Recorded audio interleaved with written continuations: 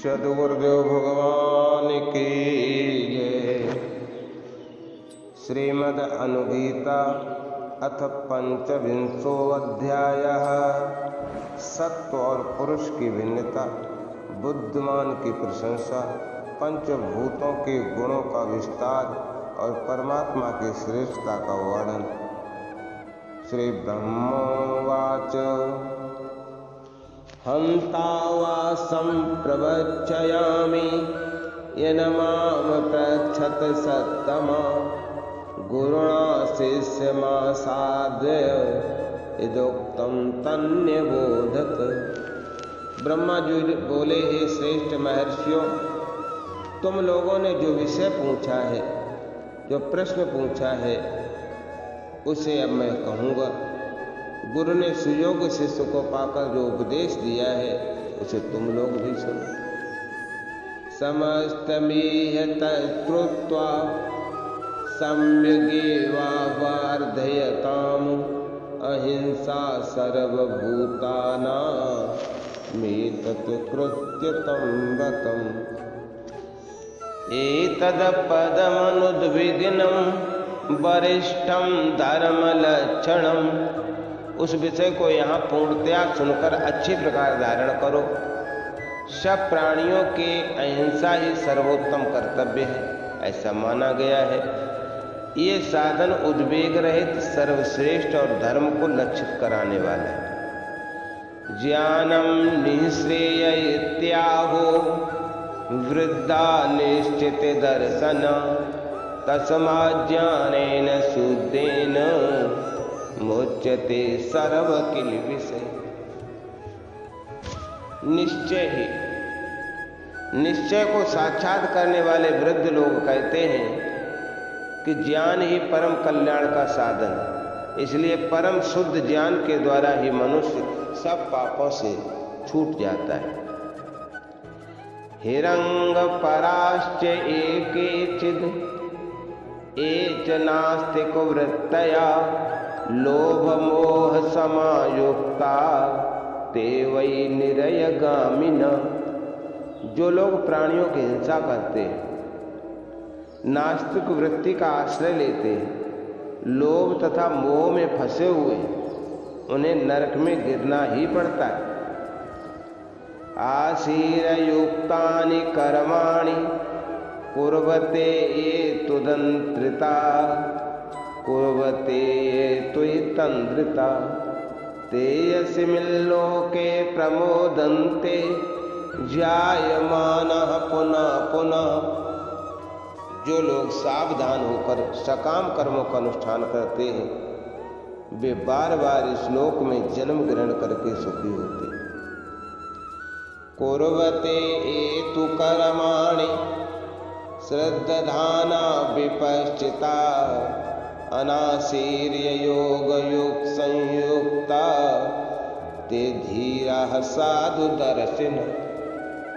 और जो विद्वान समत्व योग में स्थित हो, श्रद्धा के साथ कर्तव्य कर्म का अनुष्ठान करते हैं और उनके फल में आसक्त नहीं होते, वे धीर और उत्तम दृष्टि वाले माने गए। अतः परम प्रवक्षयामि सत्व क्षेत्र जयोर यथा संयोगो विप्रयोगश्च तन्यबोधत सत्तम। हे श्रेष्ठ महर्षियों, अब मैं ये बता रहा हूँ कि सत्व और क्षेत्रज्ञ का परस्पर संयोग और वियोग कैसे होता है। इस विषय को ध्यान देकर सुनो। विषयो विषयत्वं च संबंधो यमिहोच्यते विषयी पुरुषो नित्यं सत्वं च विषयायुस्मृतः। इन दोनों में यहाँ ये विषय भाव संबंध माना गया है। इनमें पुरुष तो सदा विषय और सत्व विषय माना जाता है। व्याख्यातम पूर्वकल्पेन मसको दुदंबरम यथा भोज्यमानं न जानीते नित्यं सत्वं चेतन यस्त्वेवं तं विजानीते यो भुङ्क्ते यश्च भुज्यते। पूर्व अध्याय में मच्छर और गूलर के उदाहरण से ये बात बताई जा चुकी है कि भोगा जाने वाला अचेतन सत्व नित्य सत्स्वरूप क्षेत्रज्ञ को नहीं जानता, किंतु जो क्षेत्रज्ञ है वो इस प्रकार जानता है कि जो भोगता है तो आत्मा है और जो भोगा जाता है वो सत्व है। नित्य द्वंद्व समायुक्तम सत्वमाहुर्मनीषण निरद्वंदो निष्कलो नित्या क्षेत्रज्ञो निर्गुणात्मक। मनीषी पुरुष सत्व की द्वंद्व युक्त कहते हैं और क्षेत्रज्ञ जो है निर्द्वंद्व निष्कल और नित्य निर्गुण स्वरूप। क्षेत्रज्ञ अर्थात आत्मा। समम संज्ञानुगश्चैव स सर्वत्र विवस्थिते उपभुङ्क्ते सदा सत्त्वमपः पुष्कर पर्णवत्। वो क्षेत्रज्ञ संभाव से सर्वत्र भली भांति स्थित हुआ ज्ञान का अनुसरण करता है। जैसे कमल का पत्ता निर्लिप्त रहकर जल को धारण करता है, वैसे ही क्षेत्रज्ञ सदा सत्व का उपभोग करता है। सर्वैरप गुणैर्विद्वान् व्यतिसक्तो न लिप्यते जलबिन्दुर्यथा लोला पद्मनिपत्र संस्थिता। एवमेवाप्य संयोक्ता पुरुषा स्याद् न संशया। जैसे कमल के पत्ते पर पड़ी हुई जल की चंचल बूंद उसे भिगो नहीं पाती, उसी प्रकार विद्वान पुरुष समस्त गुणों से संबंध रखते हुए किसी से लिप्त नहीं होता। अतः क्षेत्रज्ञ पुरुष वास्तव में असंग है, इसमें संदेह नहीं। द्रव्यमात्रमभूत सत्वं पुरुषस्येति निश्चय यथा द्रव्यं च कर्ता च संयोगप्यनयो तथा। ये निश्चित बात है कि पुरुष के भोगने योग्य द्रव्य मात्र की संज्ञा सत्व है तथा जैसे द्रव्य और कर्ता का संबंध है वैसे ही इन दोनों का संबंध है। यथा प्रदीप मादाय कश्चित तमस गच्छति तथा सत्व प्रदीपेन गच्छन्त परमैषिण। जैसे कोई मनुष्य दीपक लेकर अंधकार में चलता है, वैसे ही परम तत्व को चाहने वाले साधक सत्य स्वरूप दीपक के प्रकाश में साधन मार्ग पर चलते हैं। यावद द्रव्यम गुणस्तावत प्रदीपा संप्रकाशते क्षीणे द्रव्ये गुणे ज्योति अंतर्ध्यानाय गच्छति। जब तक दीपक में द्रव्य और गुण रहते हैं तभी तक प्रकाश फैलता है। द्रव्य और गुण का क्षय हो जाने पर ज्योति भी अंतर्ध्यान हो जाती है। व्यक्तः सत्वः गुणस्त्वैवं पुरुषो व्यक्तयिष्यते एतदभिप्राविजानीत हन्तु भूयो ब्रवीम वः। इस प्रकार सत्व गुण तो व्यक्त है और पुरुष अव्यक्त माना था। ब्रह्म ऋषियों इस तत्व को समझो। अब मैं तुम लोगों से आगे की बात कहता हूं, सुनो। सहस्रेणापि दुर्मेधा न बुद्धिमधिगच्छति चतुर्थे नापि थांसेन बुद्धिमान सुखमेधते। जिसकी बुद्धि अच्छी नहीं उसे 1000 उपाय करने पर भी ज्ञान नहीं होता, और जो बुद्धिमान है वो चौथाई प्रयत्न से भी ज्ञान पाकर सुख का अनुभव करता है। एवं धर्मस्य विज्ञेयं संसाधनमुपायता उपायज्यो हि मेधावी सुखमत्यंतमसुनते। ऐसा विचार कर किसी उपाय से धर्म के साधन का ज्ञान प्राप्त करना चाहिए, क्योंकि उपाय को जानने वाला मेधावी पुरुष अत्यंत सुख का भागी होता है। यथा ध्यानम पाथेय प्रपन्नो मनुजा क्वचित क्लेशेन याति महता विनश्येदंतरापि च। जैसे कोई मनुष्य यदि राह खर्च का प्रबंध किए बिना ही यात्रा करता है तो उसे मार्ग में बहुत कलेश उठाना पड़ता है, अथवा वो बीच में ही मर भी सकता है।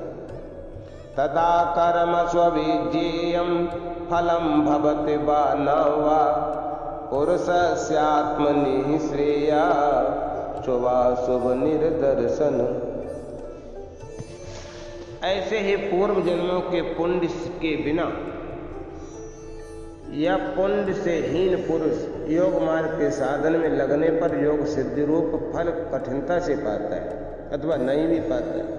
पुरुष का अपना कल्याण साधन ही उसके पूर्व जन्म के शुभाशुभ संस्कारों को बताने वाला है। यथा चा दीर्घमध्वानं पदभयामेव प्रपद्यते अदृष्ट पूर्वं सहसा तत्वदर्शन वर्जित। जैसे पहले न देखे हुए दूर के रास्ते पर जब मनुष्य सहसा पैदल ही चल पड़ता है तो अपने गंतव्य स्थान पर नहीं पहुंच पाता। यही दशा तत्व ज्ञान से रहित ज्ञानी पुरुष की होती है। तमेव चा यथा ध्वानं रथे नेहासुगामिन गच्छत्यस्वप्रयुक्तेन तथा बुद्धिमतां गति। ऊर्ध्वं पर्वतमारुह्य नान्वेक्षेत भूतलम। किंतु उसी मार्ग पर घोड़े जुते हुए शीघ्रगामी रथ के द्वारा यात्रा करने वाला पुरुष जिस प्रकार शीघ्र ही अपने लक्ष्य स्थान पर पहुंच जाता है तथा ऊंचे पर्वत पर चढ़कर नीचे पृथ्वी को नहीं देखता, उसी प्रकार ज्ञानी पुरुषों की गति होती है। रथेन रथिनमपश्य क्लिश्यमानमचेतनम यावद रथ पथस्तावद रथेन सतु गच्छति। क्षीणे रथपदे विद्वान रथमुत्सृज्य गच्छति। देखो, रथ के द्वारा जाने वाला भी मूर्ख मनुष्य ऊंचे पर्वत के पास पहुंचकर कष्ट पाता है, किंतु बुद्धिमान मनुष्य जहां तक रथ जाने का मार्ग वहां तक रथ से जाता है, और जब रथ का रास्ता समाप्त हो जाता है तब वो उसे छोड़कर पैदल यात्रा करता है। एवं गच्छति मेधावी तत्वयोग विधानवित परिज्याय गुणश्च उत्तरादुत्तरोत्तरम। इसी प्रकार तत्व योग विधि को जानने वाला बुद्धिमान एवं गुणज्ञ पुरुष अच्छी तरह समझ बूझ कर उत्तरोत्तर आगे बढ़ता जाता है। यतारणवं महाघोर विप्लवः संप्रगाहते बहुभ्यामेव सम्मोहाद बधं वाञ्छत्य संशयम्।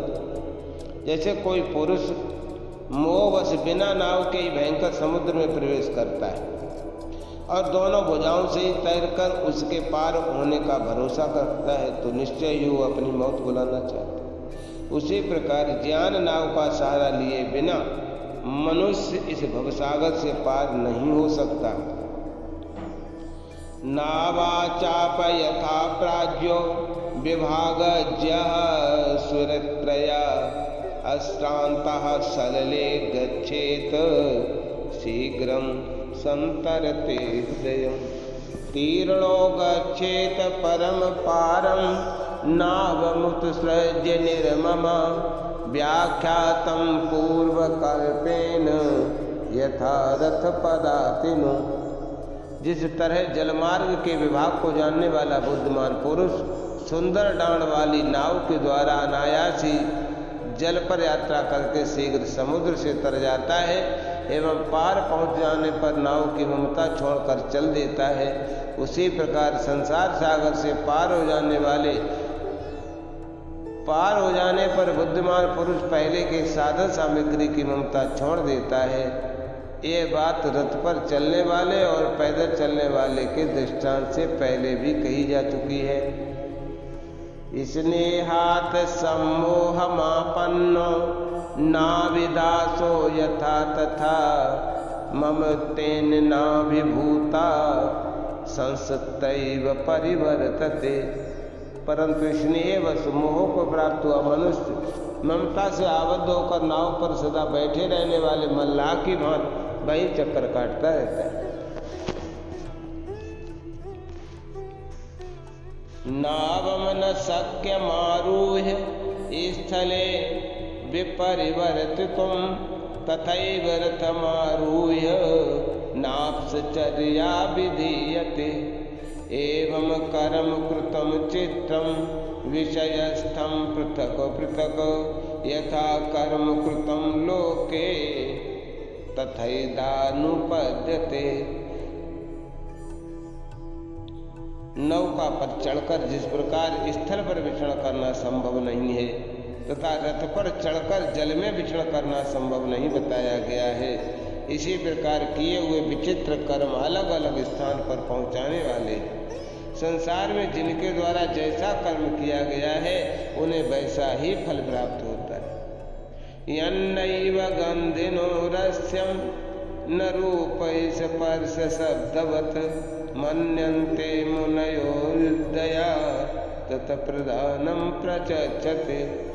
जो गंध रस रूप स्पर्श शब्द से युक्त नहीं है तथा मुनि लोग बुद्धि के द्वारा जिसका मनन करते हैं वो प्रधान कहलाता है। तत्र प्रधानमव्यक्तस्य गुणो महान महत् प्रधान भूतस्य गुणोऽहंकार एव च। प्रधान का दूसरा नाम अव्यक्त है। अव्यक्त का अर्थ कार्य है महतत्व और प्रकृति से उत्पन्न महतत्व का कार्य है अहंकार। अहंकारात् तु संभूतो महाभूत कृतो गुणा पृथक्त्वेन हि भूतानां विषया वै गुणया स्मृतः। अहंकार से पंच महाभूतों को प्रकट करने वाले गुणों की उत्पत्ति हुई। पंच महाभूतों के कार्य हैं रूप रस आदि विषय, वे पृथक पृथक गुणों के नाम से प्रसिद्ध है। बीज धर्मम तथा व्यक्तम प्रसवात्मकमेव च बीज धर्म महानात्मा प्रसवश्चेति न श्रुतम्। अव्यक्त प्रकृति कारण रूपा भी है और कार्य रूपा भी। इसी प्रकार महतत्व के भी कारण और कार्य दोनों ही स्वरूप सुने गए। बीज धर्मस्त्वंकार प्रसवश्च पुनः पुनः बीज प्रसव धर्माणि महाभूतान पंचवै। अहंकार भी कारण रूप तो है ही परंतु कार्य रूप में भी बारंबार परिणित होता रहता है। पंच महाभूतों पंच तन्मात्राओं में भी कारणत्व और कार्यत्व दोनों धर्म हैं। वे शब्दादि विषयों को उत्पन्न करते हैं, इसलिए ऐसा कहा जाता है कि वे बीज धर्म।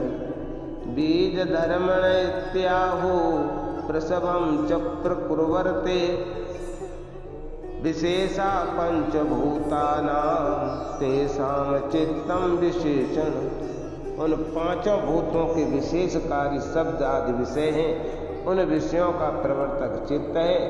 तत्रैक गुणमाकाशम द्विगुणो वायुरुच्यते त्रिगुणम ज्योतिरादित्याहु रापश्चापि चतुर्गुण। देखो पंच महाभूतों में आकाश में एक ही गुण माना गया है। वायु के 2 गुण बतलाए जाते हैं, तेज के 3 गुणों से युक्त कहा गया, जल के 4 गुण हैं। पृथ्वी पंच गुणा जेया चर स्थावर संकुला सर्वभूत करीं देवीं शुभाशुभ निर्दर्शन। पृथ्वी के 5 गुण समझने चाहिए। वो देवी स्थावर जंगम प्राणियों से भरी हुई है, समस्त जीवों को जन्म देने वाली तथा शुभ और अशुभ का निर्देश करने वाली है। शब्दाय स्पर्शस्तथा रूपम रसो गंधस्य पंचम एतै पंचगुणा भूमे वज्जेहा तुझ सत्तम। हे विप्रवरो, शब्द स्पर्श रूप रस और 5वां गंध, ये पृथ्वी के 5 गुण जानने चाहिए। पार्थिवश्च सदा गंधो गंधस्य बहुधा स्मृता तस्य गंधस्य वक्ष्यामि विस्तरेण बहून् गुणान्। इसमें भी गंध उसका खास गुण है। गंध अनेकों प्रकार की मानेगी, मैं उस गंध के गुणों का विस्तार के साथ वर्णन करूँ। इष्टस्य चानिष्टगन्धश्च मधुरो म्लाकटुस्तथा निराहारी सहता स्निग्धो रुद्धो विशदैव च एवं दशविधो जेया पार्थिवो गन्ध इत्युत। इष्ट सुगंध, अनिष्ट दुर्गंध, मधुर, अम्ल, कट, निराहारी, दूर तक फैलने वाली, मिश्रित, स्निग्ध, रुद्ध और विषित, ये पार्थिव गंध के 10 भेद समझने चाहिए।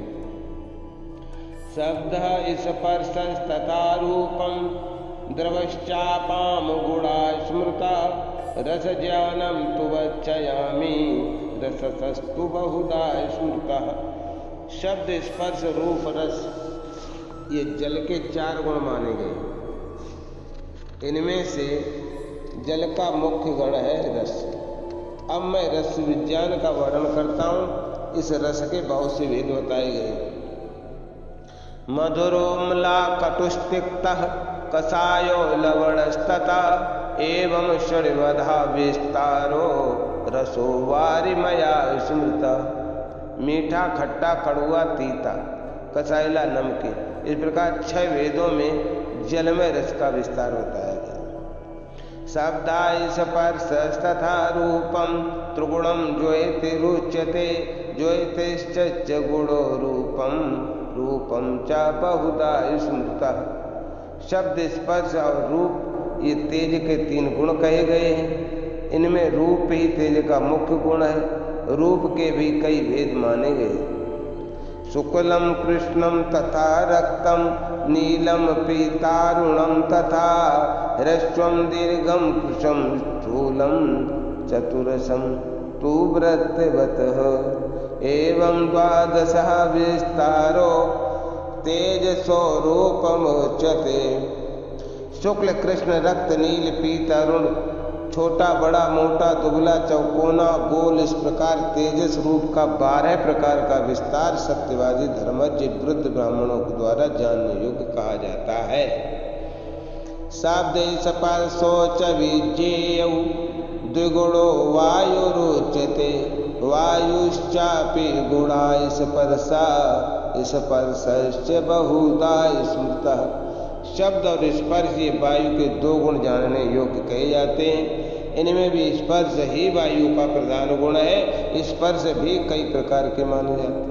रुक्षा शीतस्तथैवोष्णः स्निग्धो विशदैव च कठिनश्चिक्कणा लक्षणा पिच्छलो दारुणो मृदु एवं 12 विस्तारो वायव्यो गुणयुच्यते। विधिवत ब्राह्मणैः सिद्धैर् धर्मैर्जेस्तत्त्वदर्शिभिः। रूखा, ठंडा, गर्म, स्निग्ध, विशद, कठिन, चिकना, श्लक्षण, हल्का, पिच्छल, कठोर और कोमल, इन 12 प्रकारों से वायु के गुण स्पर्श का विस्तार तत्वदर्शी धर्म के सिद्ध ब्राह्मण द्वारा विधिवत बतलाया गया। तत्रैक गुणमाकाशं शब्देत्येव च स्मृता तस्य शब्दस्य वक्ष्यामि विस्तरेण बहून् गुणान्। षड्ऋषभः सगन्धारो मध्यमा पंचमस्तथा अतः परं तु विज्ञेयो निषादो दैवतस्तथा। इष्टा च निष्ठा शब्दश्च संहृता प्रविभागवान् एवं 10 दिशो विधो जेया एवं 10 विधो जेया शब्दाकाश संभव। आकाश का शब्द मात्र एक ही गुण माना गया। उस शब्द के बहुत से गुण, उनका विस्तार के साथ वर्णन सुनो। षड्ज, ऋषभ, गांधार, मध्यम, पंचम, निषाद, दैवत, इष्ट, अनिष्ट और संहत, श्लिष्ट, इस प्रकार विभाग वाले आकाश जनित शब्द के 10 भेद बताए गए। आकाशमुत्तमं भूत महंकारस्तथा परा अहंकारात् परा बुद्धि बुद्धिरात्मा तथा पर तस्मात् तु परमव्यक्तात् पुरुषा परा। आकाश सब भूतों में श्रेष्ठ है, उससे श्रेष्ठ अहंकार, अहंकार से श्रेष्ठ बुद्धि और बुद्धि से श्रेष्ठ आत्मा है, उससे श्रेष्ठ अव्यक्त प्रकृति और प्रकृति से श्रेष्ठ पुरुष है। तो पराज्यो भूतानां विधिज्या सर्वकर्मणां सर्वभूतात्मा गच्छन्त्यात्मानमव्ययम्। जो मनुष्य संपूर्ण भूतों की श्रेष्ठता और न्यूनता का ज्ञाता, समस्त कर्मों की विधि का जानकार और सब प्राणियों को आत्मभाव से देखने वाला है, वो अविनाशी परमात्मा को प्राप्त होता है।